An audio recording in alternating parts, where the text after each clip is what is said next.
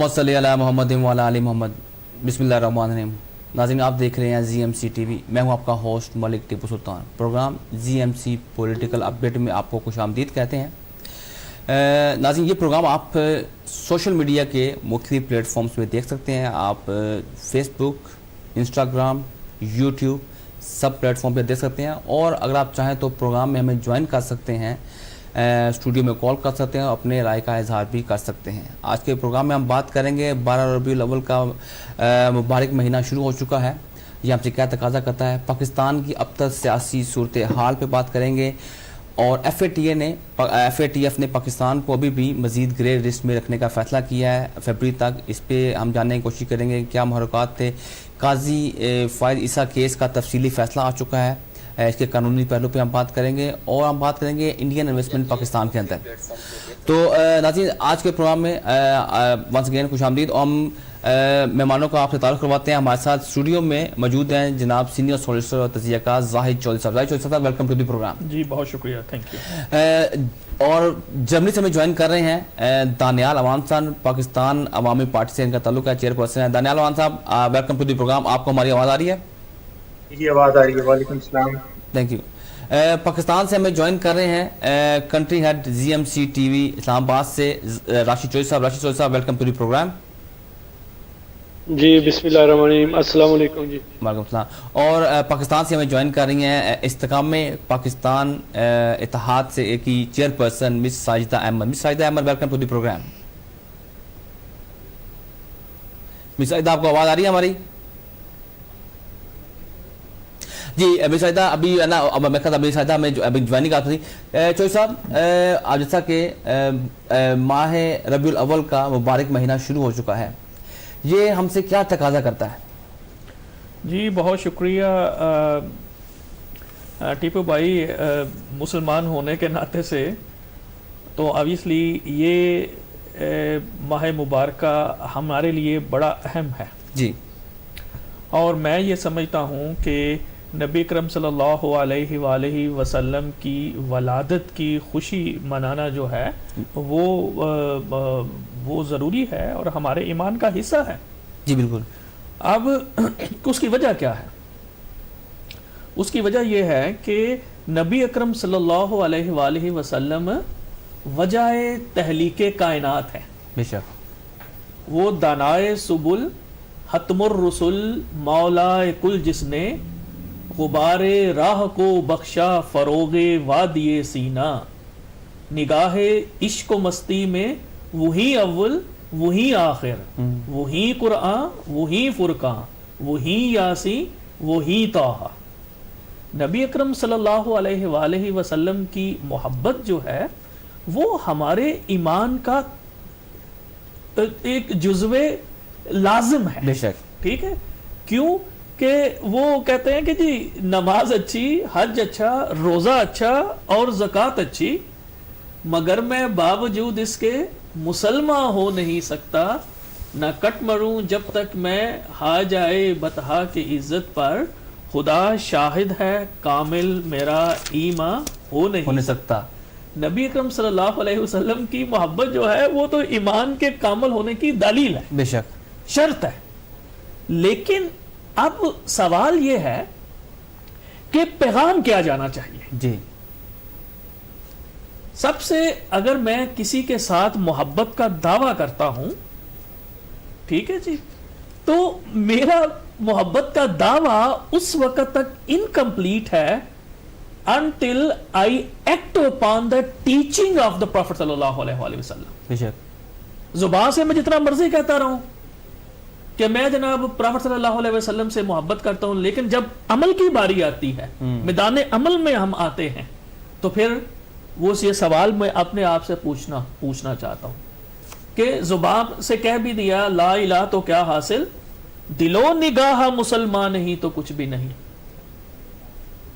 کہ آپ صرف اقرار باللسانی نہیں ہے، وہ تصدیق بالقلب، کہ آپ کو دل سے بھی اس کا کرنا ہے۔ تو آپ میں میسج یہ ہے کہ کیا میری زندگی جو ہے وہ اسوہ رسول اللہ صلی اللہ علیہ وآلہ وسلم کے مطابق ہے کہ نہیں؟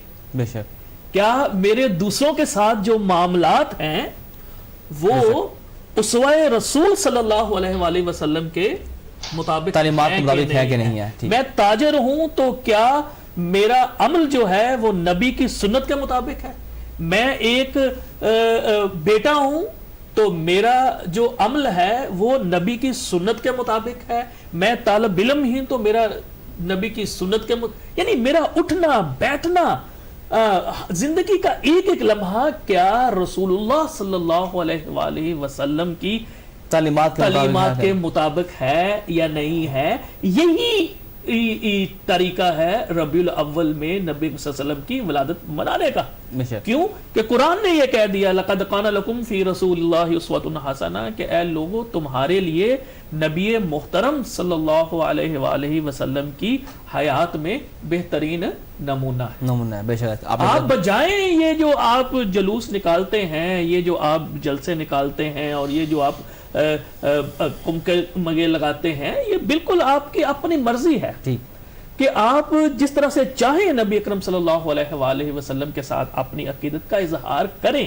لیکن جو بیسک کویسچن ہے وہ یہ ہے کہ کیا میری دیکھیں نا, میں اکثر یہ مثال دیا کرتا ہوں کہ اگر ایک ماں اپنے بیٹے سے کہتی ہے کہ بیٹا مجھے پانی کا گلاس دو, ٹھیک ہے, اور بیٹے کا جواب یہ ہوتا ہے کہ والدہ محترمہ مجھے آپ سے پیار تو بہت ہے, میں آپ کی عزت تو بہت کرتا ہوں, میں تو آپ کا خادم ہوں, میں تو آپ کی جوتوں کی دھول ہوں, لیکن پانی میں نے نہیں پلانا آپ کو. تو آپ مجھے بتائیں کہ اس کی اتنی محبت کا دعویٰ جو ہے اس کی کیا اہمیت ہے؟ تو اس لیے ہماری نبی اکرم صلی اللہ علیہ وآلہ وسلم سے محبت اس وقت اس کے کو مانی ہوں گے جب ہم اپنی زندگیوں کو نبی اکرم صلی اللہ علیہ وسلم کی سنت کے مطابق ڈھالنے کی کوشش کریں. سر بہت شکریہ. راشد چودھری صاحب, سر آپ سے رہی کوشچن کہ ماہ ربیع الاول کا مبارک مہینہ ہے اور ہمیں اسلام کی بہت سی تعلیمات ملتی ہیں, آپ صلی اللہ علیہ وسلم کے جو پیغامات ہیں اس کے اوپر آپ اپنی کوئی روشنی ڈالنا چاہیں گے تو کر لیں اس جو ٹرن. سر جی بسم اللہ الرحمن الرحیم. بہت شکریہ ملک صاحب, آپ نے مجھے اس اہم اور ایک انتہائی سنجیدہ موضوع پر گفتگو کا موقع فراہم کیا. میری رائے میں جو ایمان ہے بھی ایک مسلمان ہونے کے ناطے وہ ہے ہی نبی صلی اللہ علیہ وسلم کی محبت کا نام ہی ایمان ہے. باقی ساری چیزیں جو ہیں وہ تو ایمان لانے کے بعد ہیں. اب جب تک ہمارا ایمان اور ایمان نبی صلی اللہ علیہ وسلم پر لانے کا مطلب زاہد صاحب نے بڑی تفصیل سے بیان کر دیا ہے اور میں ان باتوں کو پھر دوبارہ دہرانا نہیں چاہتا کہ ایمان کا مطلب یہی ہے کہ ہم ٹرو فالوور بن جائیں. اور اس سال کے ربیع الاول کا جو مطلب ہے وہ میرا خیال ہے کہ آج امت مسلمہ کو جس طرح متحد ہونے کی ضرورت ہے اس سے پہلے شاید اتنی نہیں تھی. آج آپ کو ایک چھوٹی سی بات سے سمجھا دیتا ہوں کہ ابھی زاہد صاحب نے فرمایا, بات ہو رہی تھی بیہائنڈ دا کیمرہ کہ جی فرانس میں جو گستاخانہ خاکے جو ہیں وہ انہوں نے دیواروں پہ اور بڑی بڑی بلڈنگز پر لٹکا دیے ہیں. تو اس کے جواب میں جو طیب اردوغان نے جو کچھ اپنے کمنٹس کیے اس کے ریئیکشن کے طور پر فرانس نے ترکی سے اپنا سفیر واپس بلا لیا. ابھی یہ چند گھنٹے پہلے کی رپورٹ ہے. اب یہ ہمارے مسلمانوں کے لیے ایک غیرت کا تازیانہ ہے کہ کیا ہم فرانس کی بنائی ہوئی چیزوں کا بائیکاٹ نہیں کر سکتے؟ کیا ہم فرانس کے جو اپنے سفراء ہیں سارے ملک اگر وہاں اس کا بائیکاٹ کر دیں تو اس کی معاشیت ایک دن میں زمین بوس ہو جائے گی. اس لیے اتحاد امت اس 12 ربیع الاول کا سب سے اہم پیغام ہونا چاہیے. بے شک, بہت شکریہ, تھینک یو.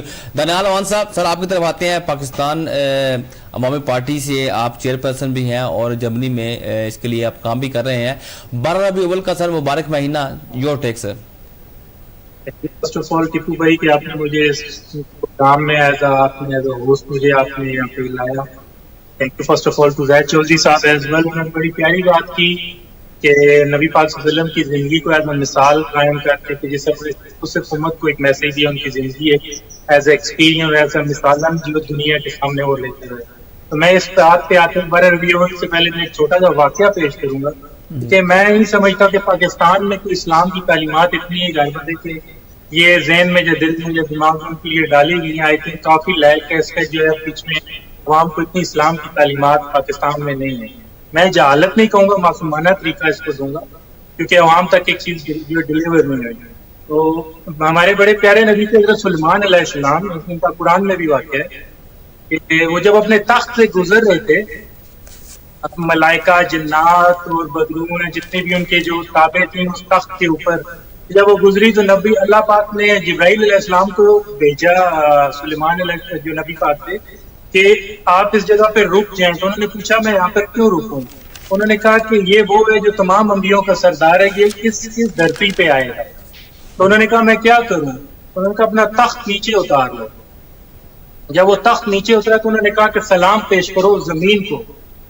یہ ان کے لیے ایک بہت بڑا ایک آنسر آئی تھنک میں ریفرنس ہے، جس طرح کچھ چیز میں حدیث پیش کی جاتی ہے اسلام پہ یا کوئی